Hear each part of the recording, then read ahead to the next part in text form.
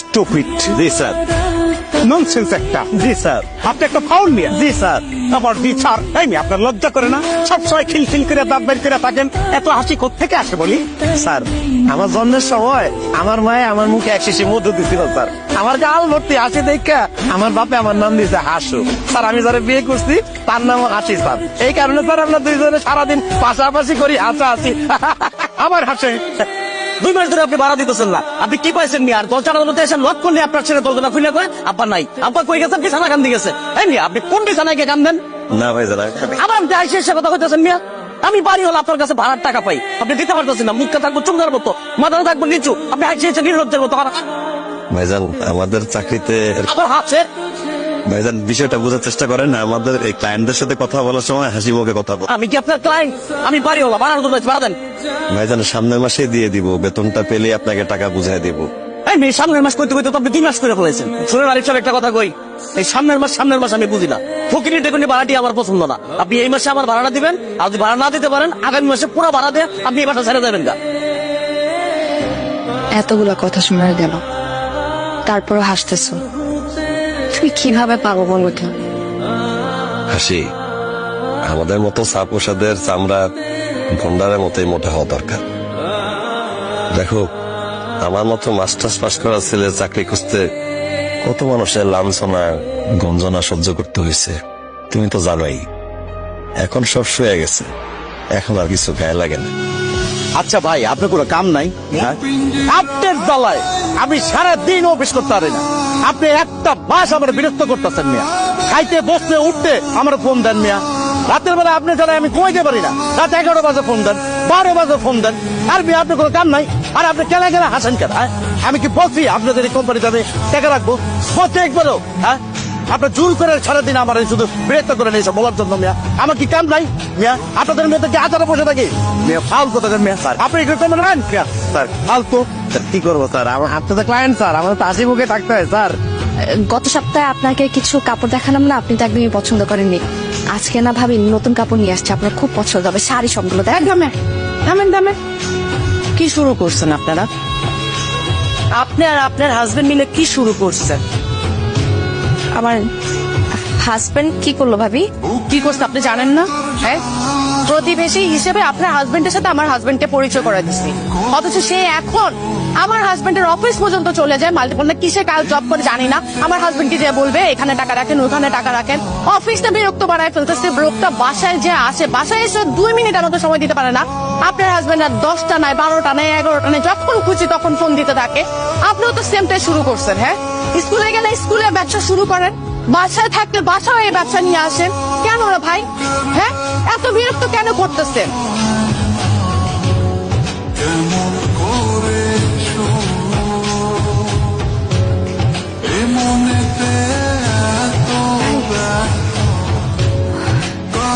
ভাই একটু দেখেন না বাকির খাতা কত টাকা জমু? মানে 5,000 টাকা হইতে 10 টাকা কম ছিল, এখন 5,000 ফিল আপ হয়ে গেছে। কি বলেন ভাই? 5,000 টাকা তো হওয়ারই কথা না। 4,000 টাকা হয়েছে। একটু দেখেন না, এর বেশি হওয়ার কথা না। একটু ঠিক করে চেক কর। আরে আমি তো বলতেছি না আপা, খাতা বলতেছে। এই যে খাতা লিখে রাখি না, এই যে যোগ করে আমি দেখলাম একদম ফুলফিল 5,000 টাকা হয়েছে। আপনি যখন যেটা নিচ্ছেন আমি তো খাতা লিখে রাখছি, এই যে যোগ করে দেখলাম যে 5,000 টাকা হয়েছে। ভাই কোথাও মনে ভুল হয়েছে। আমিও তো বাসায় লেখা রাখি 4,000 টাকার বেশি হওয়ার কথা না। আপনি একটু ঠিক করে চেক করেন। সরি, ভুল হয়েছে মানে? আমার ভুল হয়েছে? আমি লেখা রাখছি, হিসাব করে বললাম, আর আপনি বলতেছেন আমার ভুল হয়েছে না? আপনার কি মনে হয় আমি মিথ্যা কথা বলি? হ্যাঁ, না আমি তো সেটা বলতেছি। আপনি রাগ করতেছেন কেন ভাই? আচ্ছা ভাইয়া নেন না, 5,000 টাকাই রাখেন। আবার বিশ্বাসটা রাখেন। আপনি আমার দোকানে সদাই খান কি আজকে? হ্যাঁ, কতদিন ধরে সদাই খান, কখনো দেখছেন আমার হিসাবে ভুল হয়েছে? বিশ্বাসটা হয়েছে আসল আপা।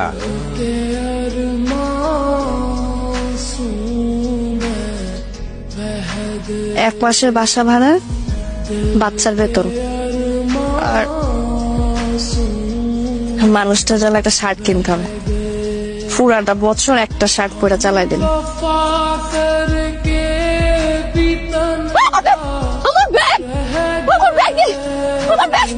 আমার ব্যাগ নিয়ে গেল।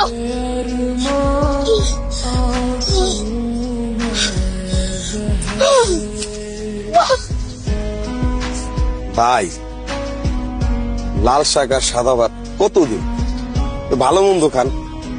খামো খামো শামিম ভাই, সময় আইবো, যেদিন সময় আইবো তরি তরকারি দেখুল কিনারা পাইবেন না।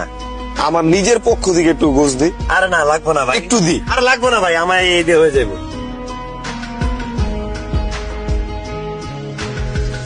হ্যালো, কি করো, ভাত খাইছো? এই তো বড় একটা মাছ দিয়ে খাইতেছি। সে আমাকে কোম্পানিতে টাকাও বিনিয়োগ করতেছে, আমার ভালো আচরণে খুশি।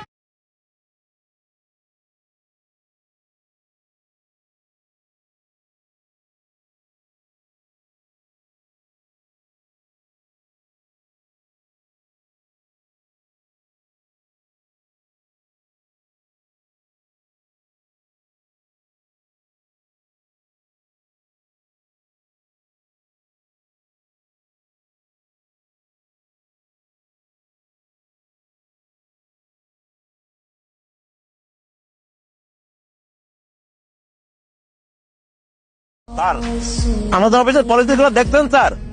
স্যার আপনি নিশ্চিন্তে একদম চোখ বুঝে স্যার 1 লক্ষ টাকা বিনিয়োগ করতে পারেন। এই কোম্পানি স্যার যেমন তেমন কোম্পানি না যে আপনার কষ্টার্জিত টাকা নিয়ে পালা হুরুট করে চলে যাবে স্যার। জাস্ট রিস্কটা আপনার, আপনি 1 লক্ষ টাকা দিবেন, ডাবল করার দায়িত্ব আমাদের স্যার। এই 1 লক্ষ দেবেন, 2 লক্ষ দেবেন, কাহিনী শেষ স্যার। বস আপনি এখানে?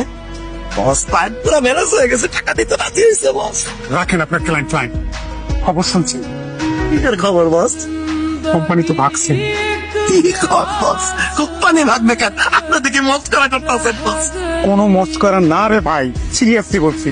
আজকে আমি সকালবেলা আমাদের হেড অফিসে গিয়েছিলাম। অফিসের নিচে দেখে হাজার হাজার লোকের ভিড়, চিৎকার চেঁচামেচি চলতেছে। পরিস্থিতি দেখে আমি উপরে ফোন দিলাম, কেউ ফোন ধরে না। আমি তো পাগল হতে ব্যাপারে ভাই।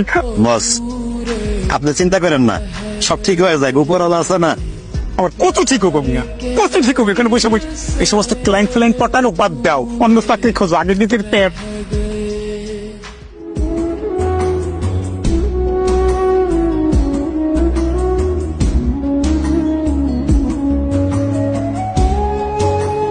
হাসিকে কি বলা ঠিক হবে যে কোম্পানি বন্ধ হয়ে গেছে? না থাক, এমনিতেই অনেক সমস্যার মধ্যে আছি। বিয়ের একটা মাত্র স্মৃতি ছিল, বিক্রি করে যা পেলাম সেটাও গেল। যা ঘটে গেল ওকে কি বলা ঠিক হবে? না, বেচারা আমাদের নিয়ে এমনিতে অনেক টেনশনে থাকে।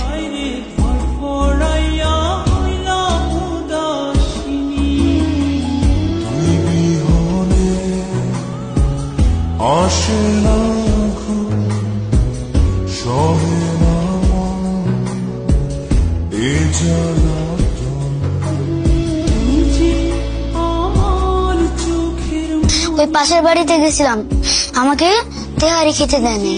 তুই পাশের বাড়ি কেন গেছিস? হ্যাঁ, তোকে মানা করছি না তুই ওই বাসে যাবি না, খুশির সাথে খেলার দরকার নেই, তারপর কেন গেছিস? ওইখানে গিয়ে কেন খাইতে হবে তোর? আমি খাইতে চাই নাই, খুশি আমার খাওয়াইছে। খুশি খাওয়ালে তুই খাবি, তোকে খাওয়াই না আমরা? কই খাও তুমি? 3 দিন যাবত আগে আমি তোমার কাছে তেহারি চাইছিলাম, কই দিছো? হোস কত বড় মুখে মুখে কথা বলবি তুই এখন? তোকে এগুলো শিখাইছি? হাসি কি হয়েছে? তুমি ছেলেটা মারতেছো কেন? কি হয়েছে? মারতেছি কেন? শারমিন ভাবির বাসায় গেছো, খুশির সাথে আমি খেলতে মানা করছো, এখানে শারমিন ভাবি তেহারি রান্না করছো, খাইতে চাইছো, ওকে কথা শোনাইছে। কি হয়েছে? বাবা আমি 3 দিন যাবত ওর আমার কাছে তেহারি শিখেছে, মা দিতেছে না। আচ্ছা, এটা কোনো সমস্যা না, আমি বাবা আছি না, আমি তোমার তেয়ারি খাওয়ানোর ব্যবস্থা করে দেবো, ঠিক আছে? যাও তুমি খেলো, যাও যাও। লোক কি ভাই, গোস্ত নেবেন নি? ভাই এই মাংস কত করে দাও? ভাই একদম সলিড গোস্ত, বুঝছেন? আদি ছাড়া 800 টাকা গেছিল, একেবারে ভেজালহীন। তাইলে ভাই আমারে হাফ কেজি মাংস দেন। যাবেন? আচ্ছা না ভাই থাক, লাগবো না। হাসির ওষুধের টাকা তো পকেটেই আছে, এটা দিয়ে অন্তত 1 ভাগা শাড়ির দাম হবে। ভাই শাড়ি ভাঙার দাম কত? ও শাড়ি, বুঝছি। ও কোথা লেগে নেবেন নি? এইগুলো সব বিক্রি হয়ে গেছে। এক বিদেশি পাঠিয়েছিল, ওর বিদেশি কোথা লেগে সব লয়ে গেছে ভাই। হায় রে কপাল, আমাদের মতো মানুষের নসিবে শাড়িও জোটে না।